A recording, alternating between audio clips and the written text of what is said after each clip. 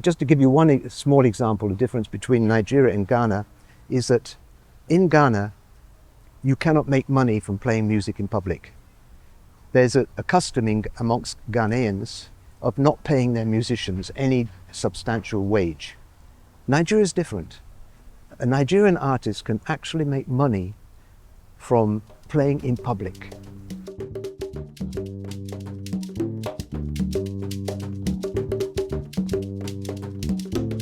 Yeah, I mean, but still the main topics of Highlife music and the concert party was social commentary, not political commentary, but they did delve into politics as well.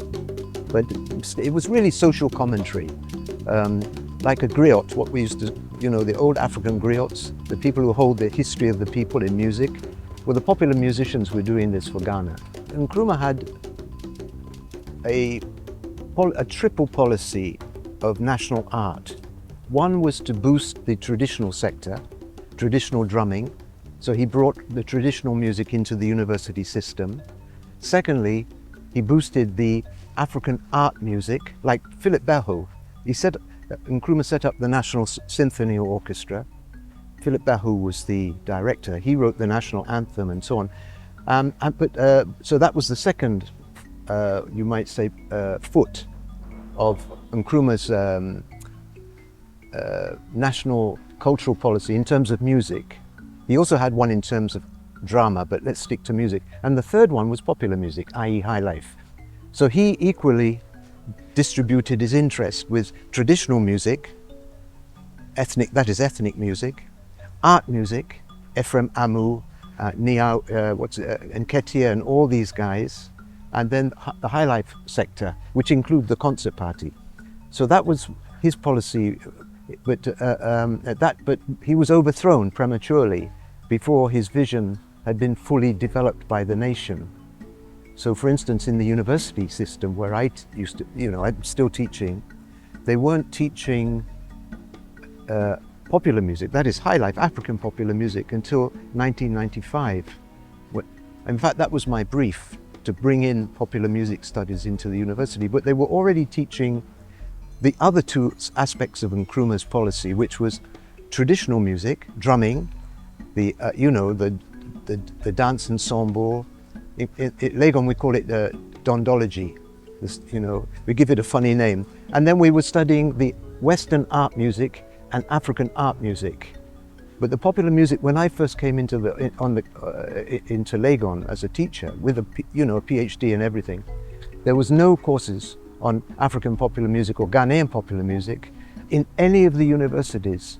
So I'm very happy that some of my students who I taught back then are now teaching and introducing popular music studies to other Ghanaian universities and even African universities. So this is the thing, that when Nkrumah was overthrown, his full vision of the role of the arts in national development was not actually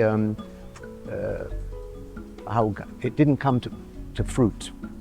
So the university so it wasn't until 1995 that the first university department, music department, started to teach popular music. So that's why I was brought into the department to do that. Nkrumah wasn't doing it to develop the music for commercial reasons. It was to do with national identity, his African personality concept. So that's why he brought music into the schools as well.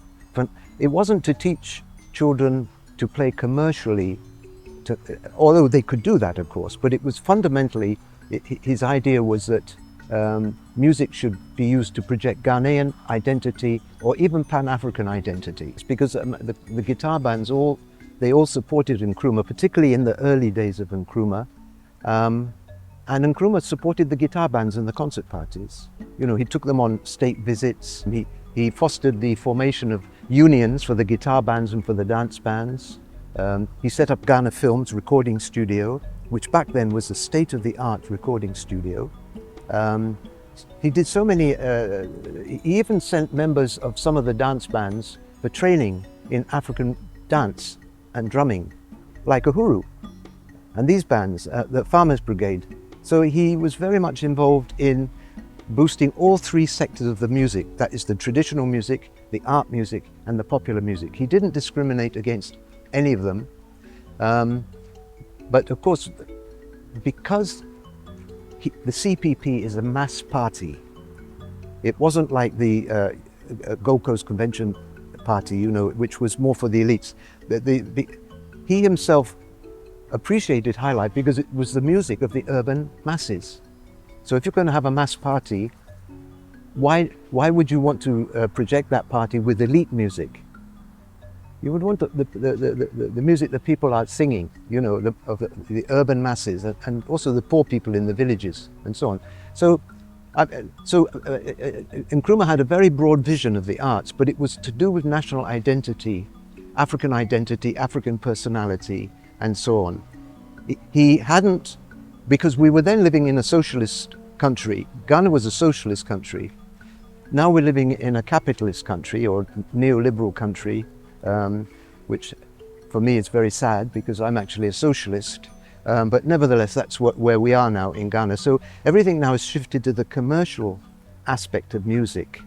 And what happened is after Nkrumah was overthrown, particularly during the military era that followed, you know, that would be, let's say the Rawlings in particular, you know, you know that music and history were demoted in the education system because Rawlings couldn't see the purpose of musical history because you couldn't, I mean, maybe he was too much concerned with preserving the unity of the country, preventing corruption and civil war or whatever. But that was a big backward movement by Ghana, not to teach the children music. What we're now living in is not using music for national identity or anything like this. It's to do with the commercial possibilities of making a career in music and the arts. So they call it creative arts. This is the new sector or the new buzzword in Ghana and Nigeria. And this is where, of course, the Nigerians are streets ahead of us because they are very commercially minded people. They're 4 or 5 times as big as Ghana, and they've already commercialized their film industry in a way. I mean, I think, isn't Nollywood now the second biggest in the world? I mean, Ghana could never be that because Ghana's a much smaller country. But even taking that into account, Ghana's film industry is very small compared to Nigeria. And I think the Nigerians are more commercially minded about their music and their arts.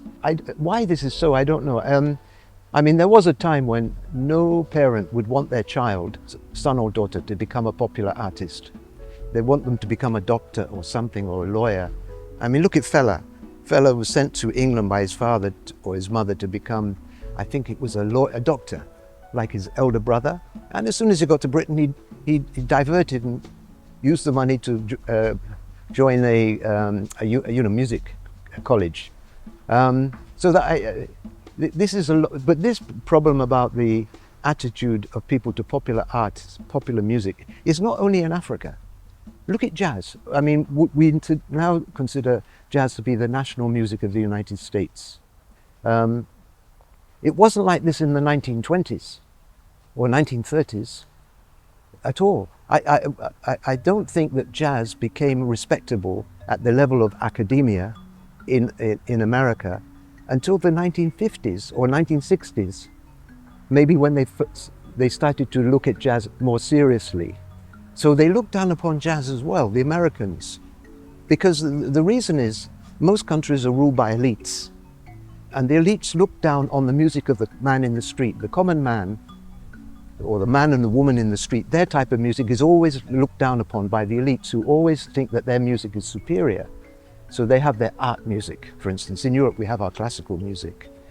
Those people always look down on popular music because it's a product of the urban, the poor people, maybe sometimes they're illiterates and so on.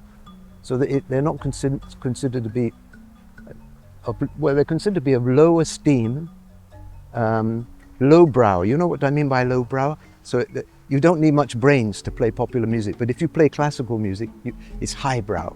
This is, you know, you have to crack your brain. You need all the music you have in your society. So Ghana's very blessed. You've got 3 very distinct forms of music. You've got your traditional music, and I've made a calculation, I think I mentioned this last week, that we have at least 600 drum dances in Ghana. I didn't count them all. But, you know, if you go to the north, the Nzima, the Volta region, the Shanties, if you join up all the different beats, the drum dances, you get a rough estimate is at least 600. So we have that, which is a massive resource for the country. Then we have the art music that's developed over the last 100 years. Ephraim Amu is a very good example of this, but we have many of them. And so that's another resource. And then we have the popular music, which is another resource. But the popular music has been looked down upon and hasn't been utilized. And it's been left floundering. In fact, we didn't even have a ministry of culture. I can't remember how many years it was.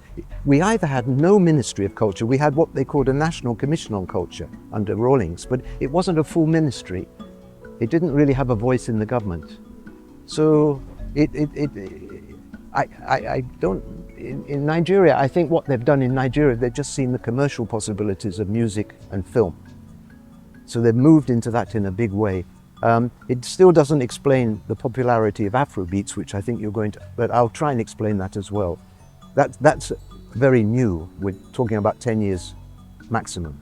Yeah. I mean, of course, the principal styles of music was originally in the 60s, it was rock and roll and soul music came in. And then in the 70s, reggae music. At first, I mean, even when I was young and playing in bands, this is in the late 60s or early 70s, everybody wanted to be a James Brown lookalike. So if you hear a new type of music, whether it's rock and roll or soul or reggae, the first thing you do is you learn it, which means imitation. But after a period of imitation, you'll find that some of the musicians are starting to develop it, Africanize it. So we got from, let's say, let's take soul as a very good example, or funk. Sometimes it's called funk, music. It was Africanized into Afro soul and Afro funk. And we even have people today who still play in that vein, like Blay Ambole, for instance. And of course, in Nigeria, there were many people who were doing this. The most famous being, of course, Fela Anikulapo Kuti, who called it Afrobeat, different from today's Afrobeats, but he called it Afrobeat. So, and then in the wake of that came reggae music, particularly Bob Marley, the sort of roots reggae. We did have some reggae in Ghana before Bob Marley, but it was Bob Marley's that really hit the whole world. And then we have, I don't know, in Ghana we had many bands playing reggae music. The guitar bands played it, like City Boys, Amachi Dedi, and then we had people like Koju Entry and others who started to sing not in Jamaican patois, but in Twi and other local languages. So we got what you might call Afro reggae. Alpha Blondy is an example from Côte d'Ivoire. Majek Fashek and Sonia Kosins and the Mandatas are examples from Nigeria. So these are all fusions of Black American or Black Caribbean musical influences that were copied by Africans at the beginning, but then they were Africanized. And also they had a secret ingredient which other forms of Black American and Caribbean music didn't have. It was the Back to Africa message, or Black and Proud. James Brown, Black and Proud. Bob Marley, Back to Africa, repatriation, you know, the Rasta message. So this meant these styles were very easily identifiable. They could be easily identified by the youth and use them, because if say James Brown is saying, say it loud, I'm black and proud. Well, if you're going to copy James Brown and you want to say it loud, I'm black and proud, and you take that philosophy, you're not going to pick the American black and proud, you're going to pick your own black and proud. And the same with Bob Marley, repatriation, back to Africa, Marcus Garvey. So there was a lot of creativity because of soul music and reggae music, because they also had loaded messages. They had Afrocentric messages. So this made them very, very powerful. This is why there's such a legacy left by soul and reggae music. So that was the era basically of the 60s and 70s. And then of course, coming into the 70s, we were entering into the military era in Ghana. And then by the end of the 70s and into the 80s, the collapse of the music industry, basically, which affected all types of music in Ghana were affected by the 80s military era because of curfews and so on. But it probably didn't affect the traditional music too much, because as long as you have wood and animal skins, you can make your drums. But for the other areas like popular music in Ghana, it suffered a lot because you depend on imported instruments, guitar strings, amplifiers. Rawlings government put 160% import duty on these tools of the trade for a musician, but they didn't say they were tools of the trade. Under the Rawlings government, they were classed as luxuries. So they attracted luxury taxes. And I think I mentioned it was President Kufuor, who reduced the taxes on musical instruments. So it was quite a difficult time for the popular artists and the concert parties and everything. They all collapsed. I mean, you know, we had hundreds and hundreds of bands and concert parties operating in Ghana. So where did they all go? And some of them just folded up. Some of them ran away to different countries. Some of them joined the church and formed gospel bands, some of the artists, and so on. So that's the period that came out from the 90s, then a return to democracy. And ultimately, I would say that was the era when we come into the commercial side of music making more, because from the 90s we've moved into a neoliberal system, which is a type of capitalism, and unfortunately in Ghana there were a whole number of reasons why the commercial value of music was not recognized, and of film as well. And we can compare this to Nigeria, which is slightly different. Why Ghana didn't do this and it became more important. One is just simply a matter of size. If you have a small country, a relatively small country like Ghana, it's difficult to create your own internal music industry. The bigger your country, the bigger your industry. So for instance, Nigeria is such a big country that they had the manpower to set up a substantial music industry and film, particularly pioneered actually by film, Nollywood. I mean, Nollywood is the big thing. It never happened in Ghana because it's a question of size, I think, because Nigeria also suffered from the same problems as Ghana. It looked down on popular music and popular film. You know, the elite filmmakers in Nigeria and Ghana looked down on video film and Nollywood. They say it was an inferior, it's mere entertainment. But look what's happened. And you know, once you have an industry, it can develop and rise in stature. It doesn't have to remain the same. You know, there's friendly competition, and the best comes to the top, you know, through competition and so on. But in Ghana, we haven't seen that really happening so much. Just to give you one small example, the difference between Nigeria and Ghana is that in Ghana, you cannot make money from playing music in public. There's a custom amongst Ghanaians of not paying their musicians any substantial wage. Nigeria is different. A Nigerian artist can actually make money from playing in public. And they can make just to give you the proof of what I'm saying, can you think of a single millionaire Ghanaian musician? Maybe this generation coming up now is different, but if you take my generation, there's not a single millionaire musician. Even Nana Ampedu, Akuku Seku, all the Ike Nyami, he died living in somebody's hallway. I mean, go to Nigeria, you have millionaire musicians. Fella's just one of them. There were so many. Ebenezer Obey, Sunny Ade. I mean, you name it. Victor Owaifu. They were so rich that they could form their own hotels, their clubs. Bobby Benson. We never had this in Ghana.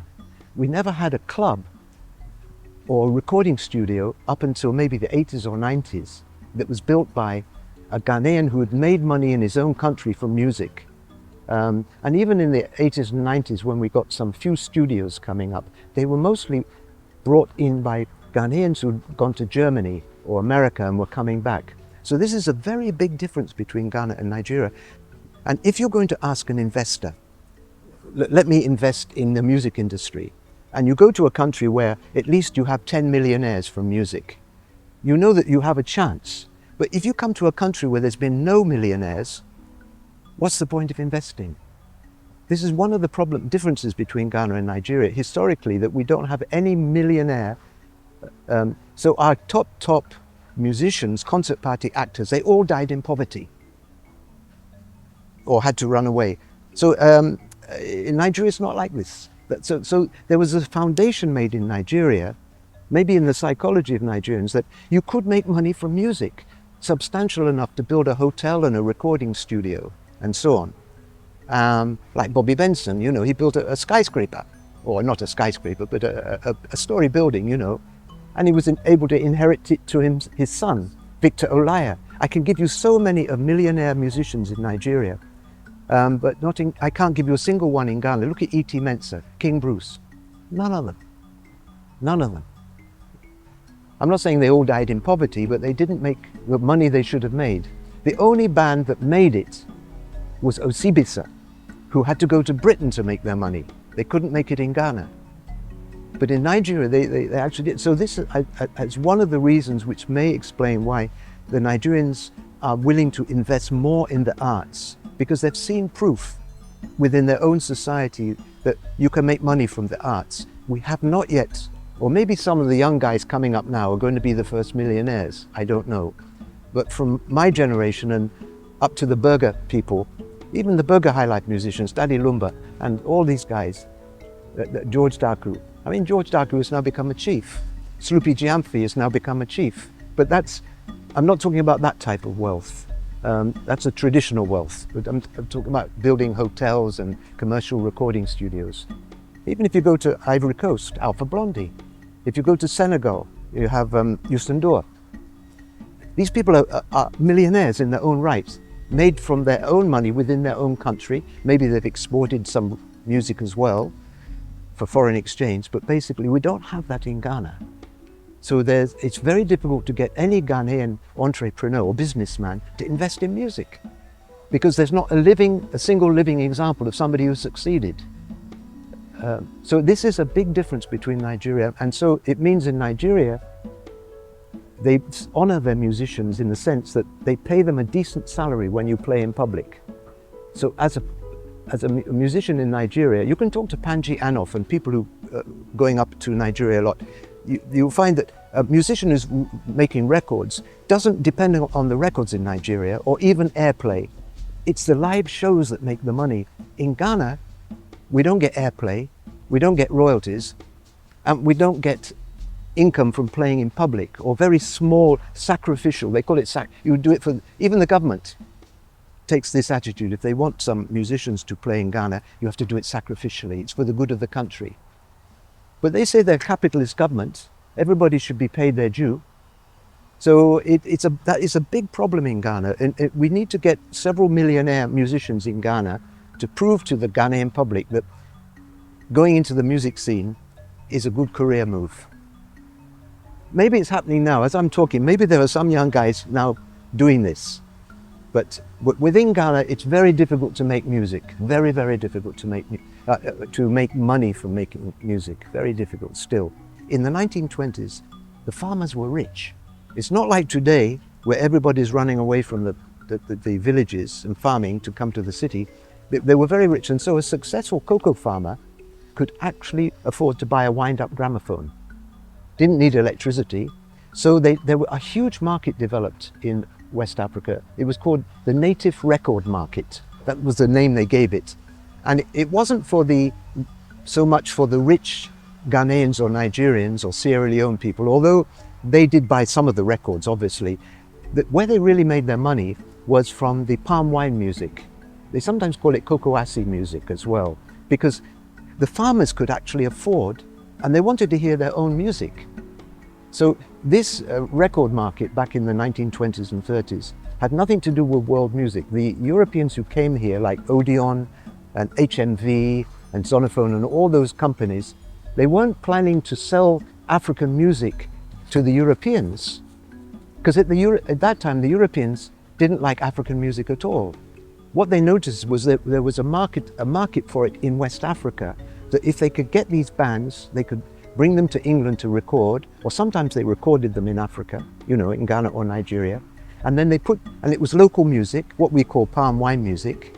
Then you put it on a plate. You'd have to do everything in England, ship it back to Ghana or Nigeria, and they sell like hot cakes.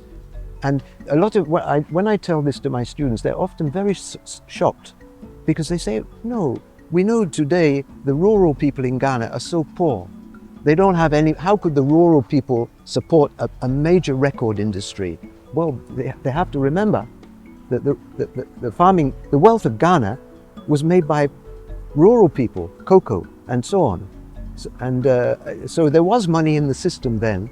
And this went on until the Second World War. It was a big market, not just in Ghana, it was also in Nigeria, Sierra Leone, Liberia, all the Anglophone West African countries. And they were selling like, you know, hundreds of thousands of records a year. And the Europeans were collecting the profits, but also the Africans were gaining because they heard their own music, not traditional music as such, but modernized, you know, Highlife. They gave it different names. We would call it Highlife or palm wine music, or cocoa-assy music, or palm wine music, whatever you want to call it. Native records is what it was called. So there was a big record industry in West Africa 100 years ago, almost 100 years ago, 90 years ago. It's very surprising, most people, but it wasn't connected with the current world music popularity of African music globally. It was a separate thing altogether. And back in those days, you got your copyright. When you made a record, you got £5, which was quite a lot of money back in those days, or £20. But there was no copyright, so Kwame Asari, for instance, couldn't relax in his old age and collect copyright from his records, because he made about 30 or 40 records, I think, altogether. But at least you could make some money from it, and you become popular, and maybe you would make your money because Kwame Asari also had a concert party and a guitar band, or a trio. It went around the country. So that's how all musicians in the olden days would make their money, from playing live. And then if you sold some records, that would bring in an additional money to you. But it wasn't until Burger Highlife that we get the opposite. The Burger musicians didn't play live. Because you know, this was in the 80s, there were no nightclubs, it was difficult to operate a band. So what they did is they made the records, or in fact in Ghana by then it was cassettes, or music videos, and then they make their money from the selling of their product, but not from the live performance. And that's set, even if you think, even today, I mean, there's another difference I'm coming to between Ghana and Nigeria, is that Ghana, if a musician wants to put on a show, it's usually a one-off big show for the government or some, you know, a football team or whatever it is. We don't have, which is absolutely vital for a viable music industry, small clubs, usually built or owned by successful musicians. This is, again, Nigeria is different. There are many of the nightclubs that were actually built by successful, when I say millionaire, I don't mean necessarily they were millionaires, but they were well-to-do musicians. And these clubs are there, and they would have resident bands and so on. So there was a lot of clubs for the musicians to play in. And there's, I mean, I'm just trying to think about somebody like, what's his, Lagbaja. You see, that guy is got a huge place, and other bands can play in his place, and they'll get paid. And when you play in Nigeria, they don't take you cheap as a musician. They will pay you some decent money. Here it's the other way around. We don't have the clubs, because all the clubs disappeared during the military era, the hardship days. So we don't actually have nightclubs where live music is played. I'm not talking about the international hotels. I mean, I'm talking about the local scene. And so that's where musicians get their training, in the small clubs. We don't have the small clubs in Ghana. In fact, I mean, we have a few. I'm not saying we don't have any. But look, back in the 70s, we had 60 nightclubs in Accra, 60, playing live music Highlife. Any day of the week you can go to one of these clubs. Now, at that time, Accra was, let's say, 500,000 people. Now we're about 3 million. So we should have hundreds and hundreds and hundreds of... Where are they? If you can still find some of them. If there was one called the Kalamazoo, there's one called the Tiptoe, they're still there. Guess who took them over? The churches. I'm not saying it's wrong for the church to do that, because the place had become derelict. We had the Apollo Theatre, we had Silver Cup, we had about 60 nightclubs where you could hear Highlife, but they also disappeared. So that's the backbone of a viable music industry, because as the bands are coming up, they'll play in these clubs and they'll polish themselves up, and maybe they'll become internationally recognized or whatever. But we don't have the clubs. And even today, we don't really have a lot of clubs in Accra where bands can play. Now in Nigeria it's different, because a lot of the clubs were set up by rich, well-to-do musicians who would have successful careers. So I'm always swinging back to this commercial potential of music is much stronger in Nigeria. And it's not just a question of size, because at least if Nigeria had, let's say, 10 or 20 music millionaires in the past, at least Ghana should have had 1 or 2, right? Where are they? Look at E.T. Mensah, he was my personal friend. Or look at King Bruce, he was my personal friend. Both of them had to leave the music and go back into... E.T. Mensah had to go into pharmacy, which he'd been trained to do, and leave full-time band. He kept the band, but not full-time. And King Bruce had to become a permanent secretary. And he had to give up playing the band. I mean, I can give you so many examples of this. I mean, look at somebody as famous as African brothers, Nana and Paidu. I mean, he had to become an Asofo. He had to become a preacher. I mean, to make ends meet.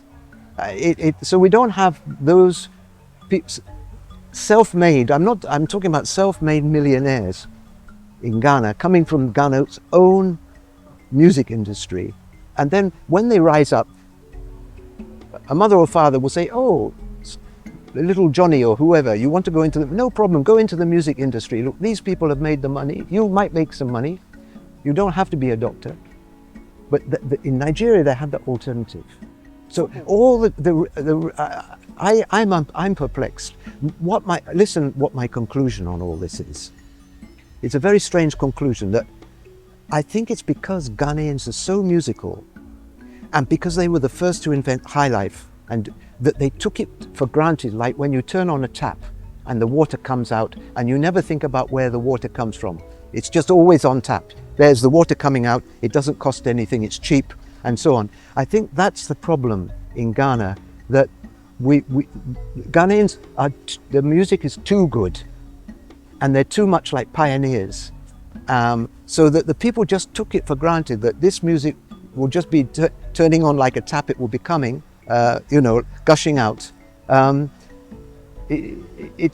even heard music producers in Ghana, I won't mention their names, tell me that, look John, you musicians, you're just like water coming out of a tap. We can turn you on, we can turn you off, and if you misbehave, we'll find another band. This type of attitude. Because if you're too creative, then people will take it for granted.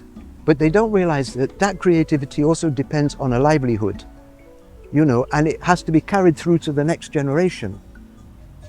So you have to make that, let's say, career worthwhile. So even not everybody will become a millionaire, of course, and who would want to anyway. But at least if 1 or 2 of them, then the next generation will say, okay, I'll try it, my hand at this, maybe. We never had that option in Ghana. So it's a very, I think there's a saying in Britain, in England, in English, which is familiarity breeds contempt. And basically it means that you're so familiar with good music being brought out by Ghanaian musicians for the last 100 years. We're talking about popular music, Highlife. It's been, solid good stuff coming out of Ghana, that nobody valued it. It's only when it disappears that it becomes valued, actually. But in Nigeria, they never went that way, because they had already put a value on it not from I don't mean the government. It was the fact that they allowed the Nollywood and the music industry to thrive in a way that it wasn't allowed in Ghana. And you know, one might say, well, we had our coups and our curfews, and that was one of the reasons. It put the dampers on the music industry. But what about Nigeria? They had structural adjustment policies. They also went through they didn't go through the harsh coups that we did, but they also went through their coups and their harsh, but their music industry still survived and is thriving today. And they still have nightclubs where musicians can play, and musicians can get a decent salary for playing in public, which they can't get in Ghana. I mean, I'm not going to blame the musicians union, or anybody, because the union said years ago we should have a minimum wage in Ghana, but it's never been enforced. So, Nigeria has its problems, but it's a very different background to Ghana, I think. They're more interested in the commercial side of entertainment. And of course, if we take Nollywood, we've got the perfect example. The government didn't create Nollywood. It was built from the bottom upwards. Video, distribution and video films. And it's built into a mighty empire. And there are millionaires. So who's going to tell their son or daughter in Nigeria not to go into Nollywood production? You see? But you can't say you go into Kuma wood production, because the Kuma wood industry is not making that much money. Well, most certainly it would be the 60s, 50s to 70s. That would be the era, yes. And then in the 70s, the military government started to come in, the Champongs and so on, and later on Rawlings. And then the entertainment sector became suppressed because of curfews, shortage of raw materials and so on. So up to that time, even into the early 70s, early Achampong time, the Highlife was still very popular. Colonel Achampong liked Highlife very much. I've even got a photograph of him listening to I even played for him with a band from one of Faisal Helwani's band, the Bunzus. We went to the castle and played for them, and they were all dancing wildly. They were dancing bone to bone, right? The soldiers were dancing bone to bone. It's a very funny sight. But I think by the end of the 70s, with the exodus of Ghanaians abroad, the musicians left and the industry collapsed. So up to most certainly the 50s and the 60s and even into the early 70s. And that was the time when we had hundreds of concert parties, hundreds of dance bands, hundreds of pop chains, youth student bands. Nobody knows how many bands we had. We had 60 nightclubs in Accra alone playing live music. We were spoiled. And Accra was then not as big as it is now. And we only had 3 radio stations, and just a few recording studios. We had about 3 or 4 recording studios. Now we have thousands of recording studios, hundreds of FM radio stations and TV stations. And yet we don't have the music. You would have thought the music would have also multiplied with the infrastructure. But of course the music went techno.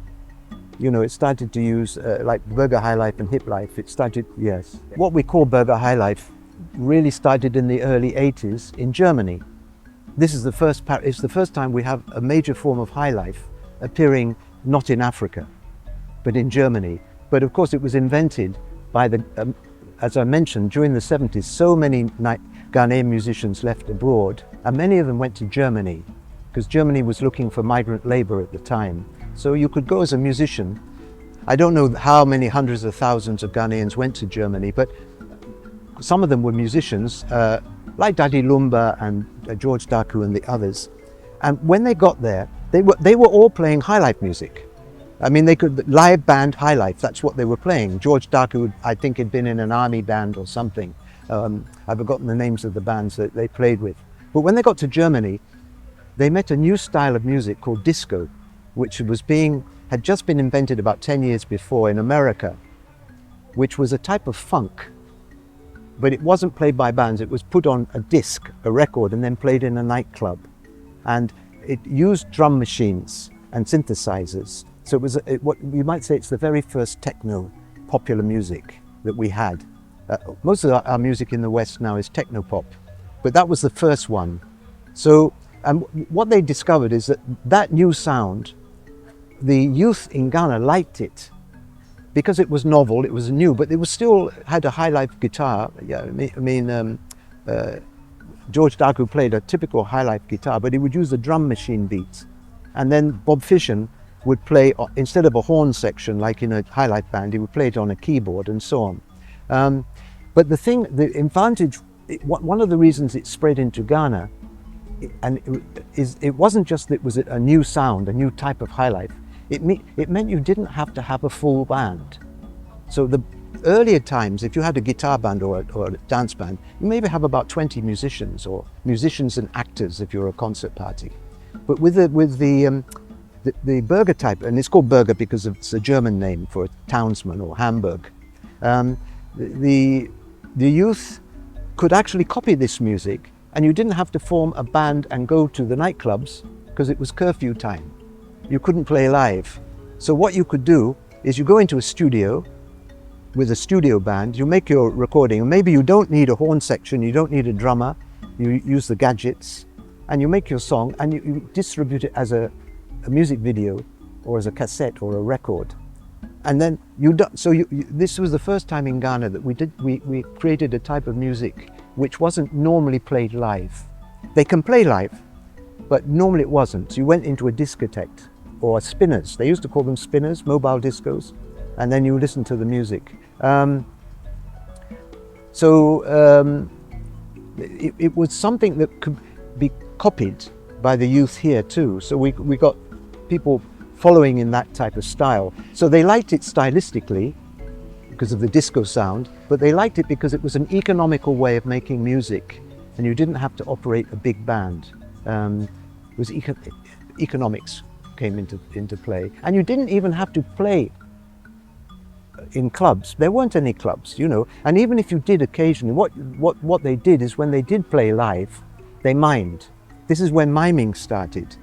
So what you recorded in the studio, the people didn't, the taste changed. You see, people before Burger Highlife, whatever somebody's going to play, whether E.T. Mensah or Louis Armstrong or whoever, every time, you know, a musician sings, it's slightly different. It's never exactly the same. And people would take this and appreciate it. But when it came to, by the time we got to Burger Highlife, the people had been only listening to it on record, and you had to copy the record exactly. So the musician was condemned to copy his own voice. And this, they call it lip syncing, as you know. And this is when that style came in. And it's taken us 30 years to get away from this, because it's a killer. It's a killer. I mean, you can sometimes, in an emergency, you can mime to one of your records if you haven't got your band around, but you shouldn't make that the main method of performing music. And that's how it started. And the topic, another interesting thing about Burger Highlife, which is different from all the other types of Highlife, was that the lyrics were mainly about odo, romantic love, man-woman matter. Sometimes erotic love, like abinwaha, you know, sometimes you're talking about a woman's privates or something, or romantic love or erotic love. So the early Highlife only dwelt on that topic. Maybe about 15% or 20% of all the lyrics of traditional Highlife were on the matters of different types of love, you know. But so there was a change there. So it was a very dramatic change in the music style. And then, of course, 10 years after that, it was followed by hip-hop Highlife, Hiplife. And again, the Ghanaians copied the American hip-hop, and the hip-hop was also a techno-pop. The next generation of techno-pop was hip-hop, and that also, it came from America, like disco, and it even used more gadgets. I mean, I don't know if you know the history of hip-hop, but it was started young boys in Bronx and so on, and they just put a ghetto blaster playing some beats, and then they would rap on top of it. So you didn't have to be a musician, and it was very convenient for the Ghanaian youth at that time, because that generation of the 90s who invented Hiplife were the first generation that never met music in schools. In a sense, they hadn't met bands, because the bands had been grounded by during the military era. So they didn't have role models who played live music, and they weren't being taught music in the schools because, as you know, the SSS system demoted music in the school curriculum. History and music were demoted together. So it was a very convenient substitute because you borrow somebody's beats or you get a beat master to make you some beats and you rap on top of it. And you don't even have to be able to hold a melody or harmonize. With rapping, it's poetry. So you don't have to harmonize. So it became a shortcut for a lot of young Ghanaian musicians to find another medium for expressing themselves. And a lot of people say, well, it's not really very good music or this, that and the other about Hiplife, but people forget that if the Hiplife hadn't been around for the Ghanaian youth in the 90s, what system would they have used to express their feelings in a musical way? They hadn't been trained in bands, because the bands had disappeared. They hadn't been trained in school, because the schools took music out. So they had very little opportunity for learning to become musicians. So it gave them a voice, a musical voice. So I'm not against Hiplife. It's sort of a reaction to a situation that the youth found themselves in. So you could be a young guy, you want to say something musically, so you rap over a beat. And you never have to go and learn to be a musician or to harmonize, or even to play an instrument. So then the Hiplife went through so many convolutions. I mean, GH rap, Jammer Hiplife. I won't go into all the different styles of Hiplife. But ultimately, there was one thing missing from Hiplife. There was one thing missing, a vital ingredient.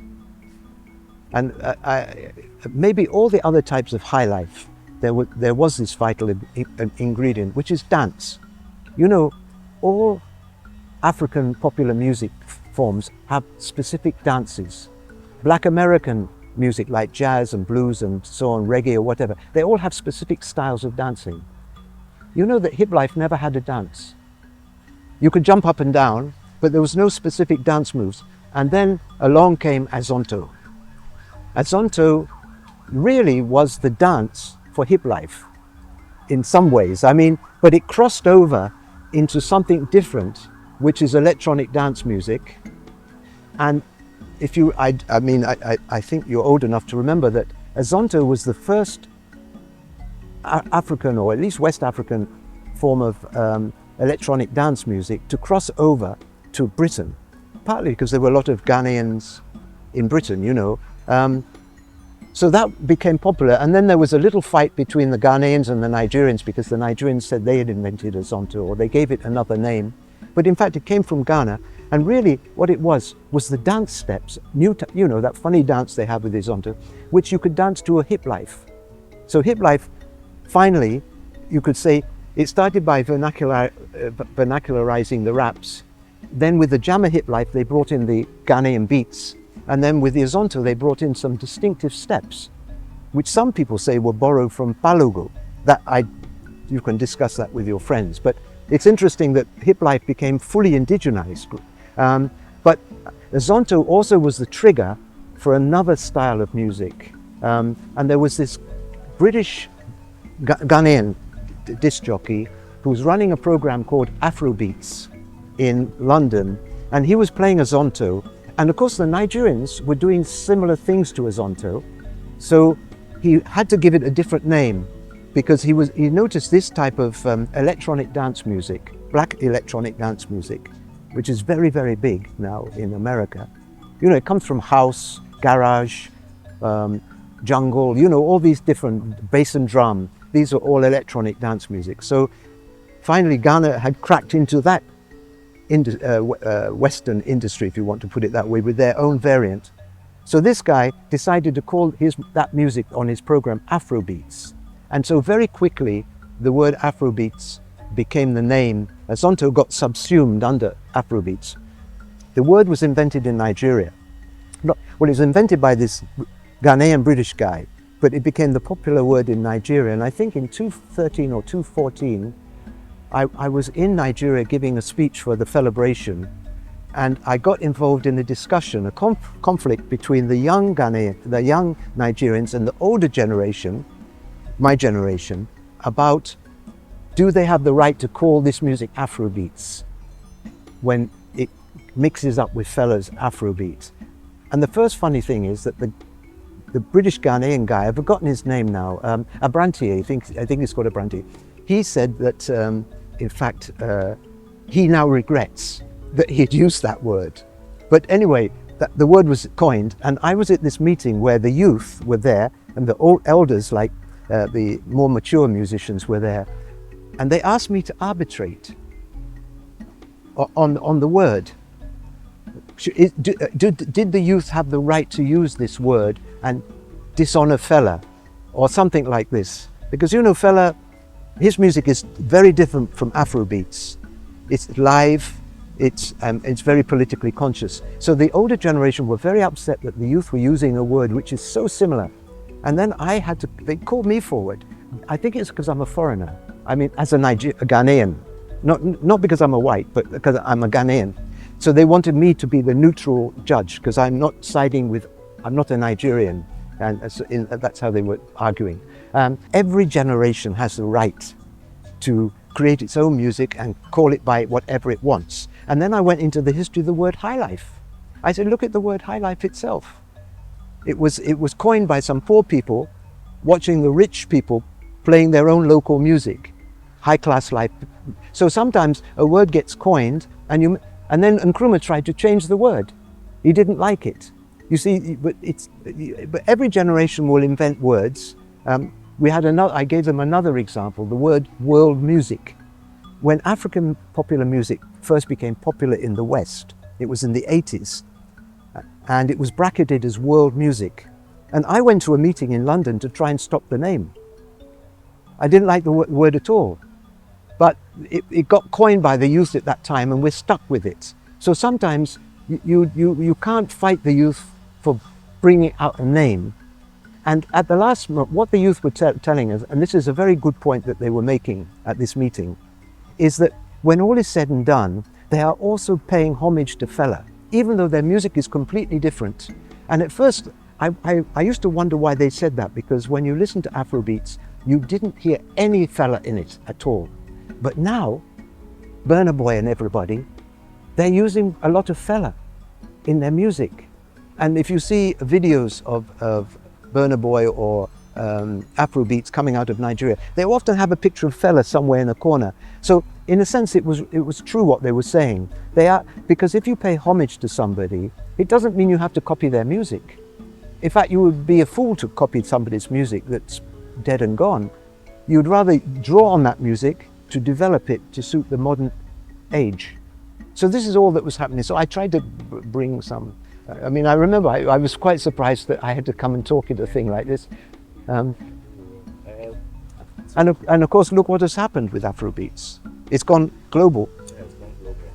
And it's going to be bigger than world music. Everybody was talking about world music when Youssou N'Dour and, you know, Salif Keita, they were all becoming big in the West for the first time.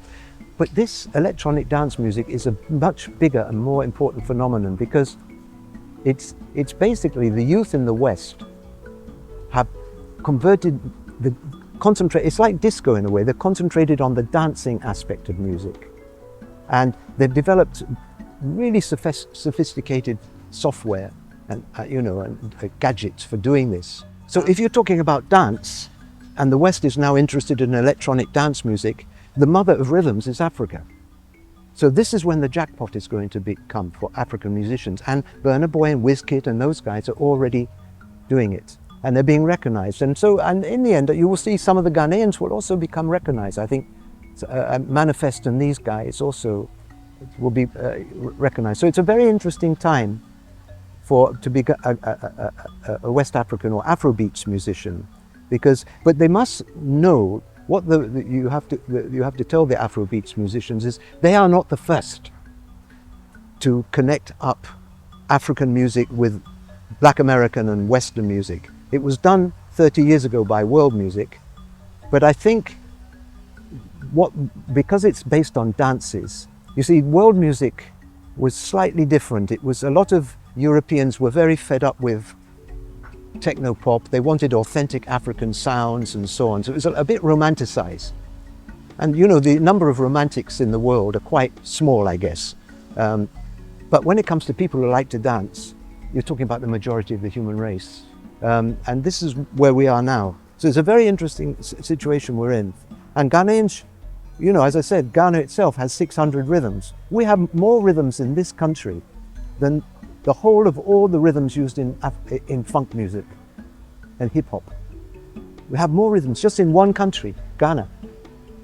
Imagine the whole of Black Africa.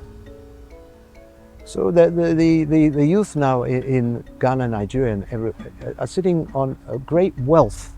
The only thing is, if they're not careful, then the Western countries will come and take it as a raw material for their own music. And this is where Nigeria is showing the way. You have to be very, protective about your culture. Maybe you commercialize it or you copyright it or whatever, so that if the money starts to flow, some of it flows to Africa. You see my point? Otherwise, it will be another case of we're providing raw material in the form of rhythms and it's being polished up in the West and they're making all the money from it. So there's that problem. But I think this generation of youth is very money conscious. So we don't have to worry too much about this. In fact, I would even say they're too money conscious, but that's another matter. But it's good to at least, because they have seen in Ghana that their forefathers, their musical or musician forefathers and foremothers made no money. So they're not going to allow it to happen to them.